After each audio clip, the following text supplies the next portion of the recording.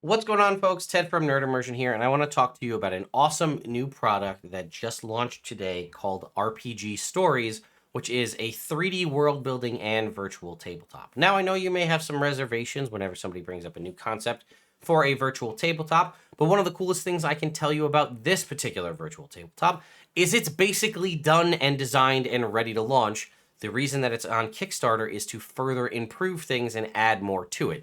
What you see in all of the kind of footage that you'll see here is pretty much the final product ready to launch.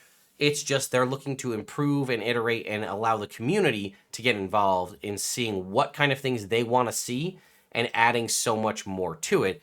And that's why I was so thrilled when they reached out and asked to sponsor this video that I would work with them and talk about it. I will tell you, talking to the folks behind it, they are super chill. They are very down and open to working together with the community and other folks, but they're also not opposed to having other competition within the marketplace. And yes, if you're wondering what about one D&D and what we saw in that presentation, we talked about that as well, and they have some thoughts on it, which we'll get to as we dive a little bit further into the video. So let's go ahead and take a look at the Kickstarter page. You can see it right here. It just launched about an hour ago. It's already raised $7,500. Again, these are converted numbers, but they're looking to raise around $24,000 to hit their first goal, which they're looking to hit within the first 48 hours if possible. And if you guys go and do so and do decide you want to follow and back this project, and it comes from me, that's always a benefit as well. There'll be links in the top of the video description as well as a pinned comment. But yeah, it's just I really, just talking to the folks, the passion is there. And I really like the product. I'll go ahead and kind of play this video in the background while we talk through it, and you can watch the number continue to rise up. But it is a fully 3D modeled virtual tabletop in that you have active little miniature models and things that reminds me a lot of the old RPG Maker video games, which are a huge part of my childhood. And I always love the concept of kind of making my own game. And you can see you can do things like, again, drag and drop, roll customizable virtual dice that you can decide yourself, move characters around, that even have idle animations. But there is so much more than that in this. You can use this as a full virtual tabletop. You can use this as a world building tool. You can export your files for free to use and sell on your own, whether it be within their VIP virtual store or elsewhere as PDFs. And there's no copyrights taken on any of your material. So if you want to utilize this to make money, they think that that's great. They want to really strive to make this and let everybody know that this is a community product. They even gave me a little slogan they made up with, I don't think it's anywhere on the site, but we sell the software, you sell the stories. And I think that that's really awesome, because I guarantee you, whatever we get from Wizards of the Coast, they're not going to allow you to have full rights on anything that you use. They're going to want to own all of it so that they can use it as they see fit, which is the model we saw on the DMs Guild. The sort of quills that you saw being dropped there are for the DMs to drop their own little notes and options there, so they can kind of build that out, so you don't have to be picking up pieces of paper and referencing things. You can just click on the little bits you add within there. It also, at this point, because I said it is basically a finished product, has everything you'd expect from any virtual tabletop that you've utilized today is already built into the software, whether that be dynamic lighting, fog of war. They even went further to add environmental lighting, to add full-on, full-blown weather effects like rainfall, snow, fog, things of that nature. Stuff that a lot of virtual tabletops don't even have. And hey, if you don't love the concept of these 3D models, guess what? It does 2D as well. So let's go ahead and scroll through. We're going to talk about a variety of the different options here. So again, they're looking to add more. They have a very low first goal, but they're looking to add a lot more to the game. And I think that just I don't love virtual tabletops myself. I prefer to play at a physical table or just theater of the mind. But the ease of what I've seen, and they've shown me here, as well as all of the different features that they're offering, plus the fact that it's so integrated into the community, allowing you to vote and adjust what gets added to the game and when. And the fact that this also works great for regular casual players as well as professional GMs does show that they've put a lot of thought into what different markets they can hit with this. And they've really, I think, done a great job of hitting all of them. Oh, and did I mention that it also does fantasy RPGs, modern things like Call of Cthulhu, and sci-fi are all assets contained within this. So really, it's going to cover you no matter what you play. More than 1,000 3D assets and models to build into this. Again, we can kind of let this just play here, and you can see showing off dragging and dropping different aspects in here. Here's again, we're showing off some of the, here's the weather effects. You can see things where, again, we saw some sci-fi and modern options there. Again, here's some sci-fi, a variety of different options all contained here, which is pretty awesome. So, they showed, I was earlier in that, but they have like a brush mode where you can kind of grab a forest and just sort of draw in trees if you like.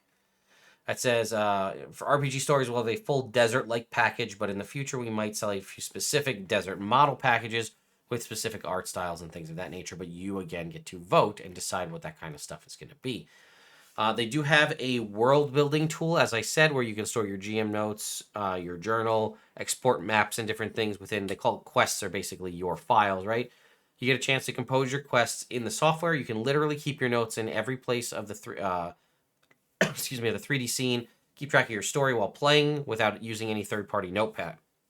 With that said, yes, you can export your environments to add to your quest in the export file. You'll then be able to share and sell commercially free a complete map environment quest file. And it says they're going to add, again, options for the players as well, to add players' notes, journals, backstories for you to do handouts to disseminate out to folks as well. Again, we talked about the virtual tabletop features. If I were to play this, you can kind of see here's Fog of War going. Here's the weather system showing off the rain. I think they have environmental lights kind of you can just see on that character in the background there. Here's a quick shot of the 2D maps, but let's keep scrolling down. Again, here's a great example of the environmental lights. You can see a variety of different color schemes and options there. We showed, again, 3D models for the characters that walk around and kind of move, again, have idle animations and things of that nature. It has full-blown Hero Forge support. So if you don't want to use the 3D models that they provide, make up your own character and model in Hero Forge and then export it directly or import it directly into the game. Fully customizable 3D dice for you to use. Change the color, alter things to make them whatever you want them to be when you go ahead and roll them. You can see this one here. We're going to roll some blue dice here. With even like effects on the dice themselves. This kind of shows the camera system. We saw a lot of the stuff we saw already was sort of DM view, but you can also lock it in to have it be player's view so that they can only see what the token could see, not like up and over top of the room and see the rooms next door. They can see the room that they're in and pan and look around in POV of their character and then move around like that if you'd like to zoom it in to a first-person view as opposed to keeping it on like a token view, which is pretty awesome. Again, we talked about dynamic lighting, Fog of War. Here's a little bit more on the weather system, which is a great way to, a simple little effect that can add so much more immersion to your game. And then again, if all this isn't for you, you can still use the world-building features, the notes, the customizable dice, and then build that all out into a 2D space if you prefer true traditional virtual tabletops in a 2D platform. Again, there's a couple different versions as well, which I wanted to talk about. We have a GM version and a player version, and then we also have what's called player seats. So the GM version is going to get you access to the virtual tabletop as well as the world building tool, whereas the player version is basically just going to give you the virtual tabletop. So you are a player, you show up and you play. But depending on the package you buy, you can also get a GM package with player seats, which just are basically licenses you lend out to players. So if I buy a GM package with 5 seats, I can have any 5 people that I give that, like whatever the code is to log into my game built in RPG Stories to play in it for that time. Then we leave, I kick them out, whatever the case may be. And then tomorrow I go to play with 5 different people. They have access to my seats. This is a pretty simple concept when it comes to folks who know things about like software and licensing. These are sort of licenses that you can lend out to people that they don't have to spend any money on at all, which is a phenomenal tool for someone like a professional GM who wants to run their games with an RPG Stories platform, but doesn't want to force people to have to go out and buy it themselves. Again, we talked about exporting files. They said it'll always be commercial free to export, 0 copyrights claimed on any of your things. You can export them all into a quest file, or you can also change the camera and basically export them all in 2D and then use them in whatever way you see fit. We talked a lot about the backers voting system, but this is the concept that you as the backers get to vote on what new assets and things are added into the game. I mentioned before that this is basically a finished product. While you might see over here October 2023 as a delivery date, they are looking, that will be the final version with everything that was promised and unlocked within the Kickstarter. But a version that you may be able to use as sort of a beta version may be available as soon as the end of this year, if not early next year. And the world builder itself will probably be released in advance of the full-blown or the beta version of the virtual tabletop. Again, we talked about the importing models, 2D images, music, sound effects, all that can be imported in to create your own stories a little bit further. I talked about the quest file export. It says you can share it for free or sell it. It says our VIP memberships have access to our official marketplace where you can then sell your quests within their marketplace for other people to buy and just drag and drop it into their game if they want. And then again, we talked about the world building mode. Let's keep going down. So here's the first goal, is an overall upgrade, right? Character sheets with inventories for the GMs and the players. The GMs will have an inventory to keep track of notes and stat blocks. The players will have the inventory of their characters. Pick their 3D model or miniature. So both of them can save these edits whenever they drop these characters into the scene. And then one of the things that I really like is copyright protection features for you, right? So since we allow you to export commercially free, we think it's wise to also protect your copyrights. We'll allow you to do the following: watermark your quest files and exports so people can't steal them. Add password protections so that people will need a password to even go into it. And a locked world, so you're now allowed to lock your export files so that people can't go in, edit it, and then try to resell it on you. A bunch of new asset models. Upgrade the fog of war dynamic lighting. Add the option to just customize and tweak, as you can see in this image here, the different assets that are contained in there. You can kind of adjust those.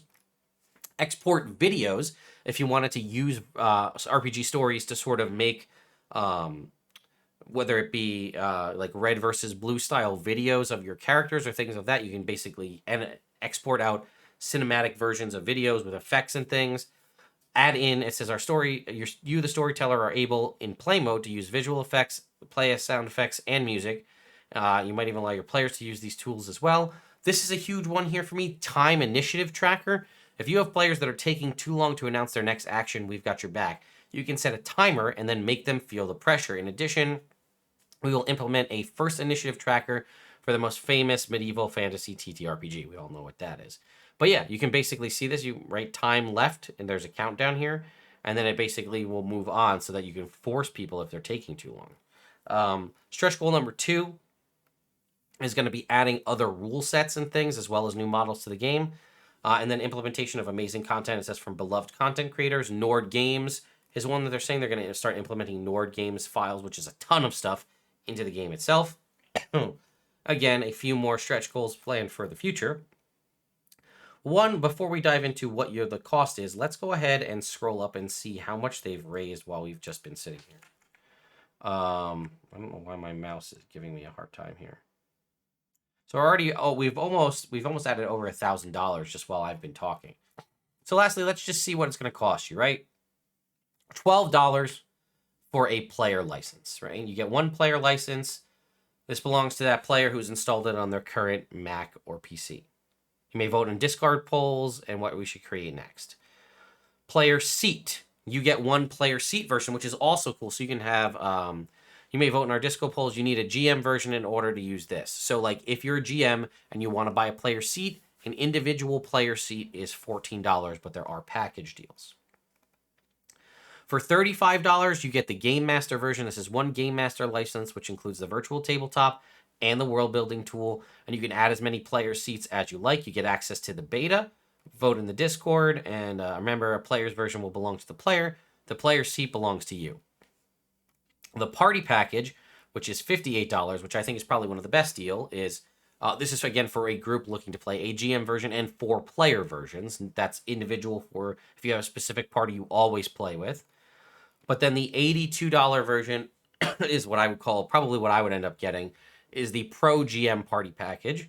It's the GM version plus 4 player seats. So those are rotating licenses that you can give out to people when you want them to play in your game, but they don't have to be the same people, and they're not owned by them. They're owned by you, the GM. Again, beta version and so on. $139 will get you the VIP membership, right? A Game Master version, add-ons, as many player versions as you like, and then you have the VIP, which is you may sell your RPG story content through our marketplace. You get a few extra special, fun, and unique models and sound effects within your library. You get an approved by RPG Story stamp for all your content. We will add you to our friends page on the website promoting your work. You get free copies of our upcoming NPC generators. You get a special place in the credits, and you may vote in our Discord polls, etc. And you get a special role in the Discord server. 406 Game Asset Master. Again, Game Master version. All the rest of the VIP membership rewards. And you get to send us a description of an asset model, non-organic, you want us to create for you and add it into RPG Stories. You also get to name it.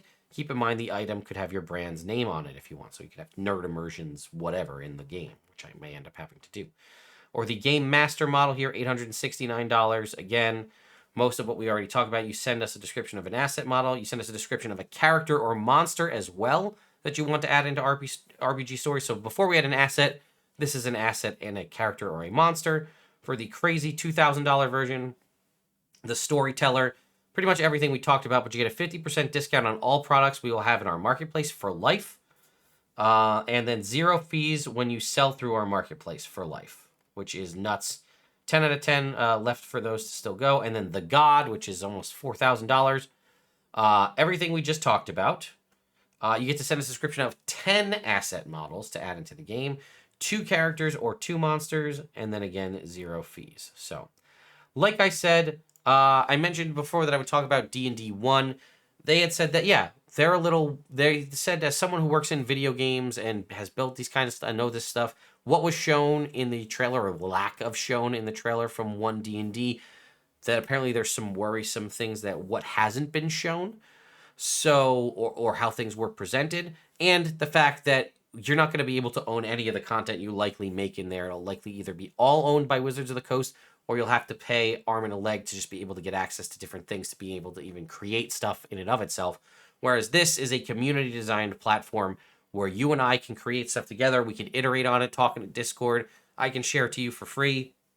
You can remix and rebuild it, and then maybe we publish it together and then sell it and then make money on it, or take it elsewhere and make it into a PDF, sell it on DriveThru RPG or on your own personal website. The fact that they, again, I can't stress enough, we sell the software, you sell the stories. That really, again, just really, I think, says it all, right? And the fact that they're looking to do things like collaborating, again, with Nord Games, collaborating with folks like Hero Forge, which realistically, if they didn't collaborate with Hero Forge, they probably could have made more money just selling you customizability to make your own assets. But because they want to make a community-based product that caters to us, you probably already have a Hero Forge account. You probably already have thousands of minis made in Hero Forge. Why not give you the opportunity, work together behind the scenes to make that partnership happen, so you can take stuff you've already done and import it directly into the game? Whereas, again, they could have maybe built out their own virtual tabletop designer, mini designer for you to do that. Instead, they said, no, let's take what you already know and help build that out and build the community together. And again, like I said, talking with the folks behind it, they are so passionate about this. And I think it clearly shows in the fact that they're like, hey, we don't want to put you on the hook for something and show you a pre-alpha version of our tabletop and say, hey, if you give us enough money, then we can make it a reality. They said, no, we want to have something pretty much ready to go and we're ready to launch it, but we want to make it better and you guys can help us make it better. And I think that that is probably one of the best models you can have when it comes to Kickstarter. Don't wait for this stuff to be ready and kind of hang on to it and say, hopefully we make enough money to make it. No, they have it. They're ready to go. They could probably launch it tomorrow and it would still be functional. But they actually have some really cool contracts and things they're working on behind the scenes that are kind of keeping things under wraps for the time being, which is really cool. And I hope to see more about that. Maybe I'll report on that in the future as time goes along. But we're already at over $9,000 on this Kickstarter, looking to hit 24 in the first 48 hours. It'll drive it up in the Kickstarter algorithm if possible. So again, folks, links in the video descriptions. Thank you again to RPG Stories for sponsoring this video, and I will see you all next time.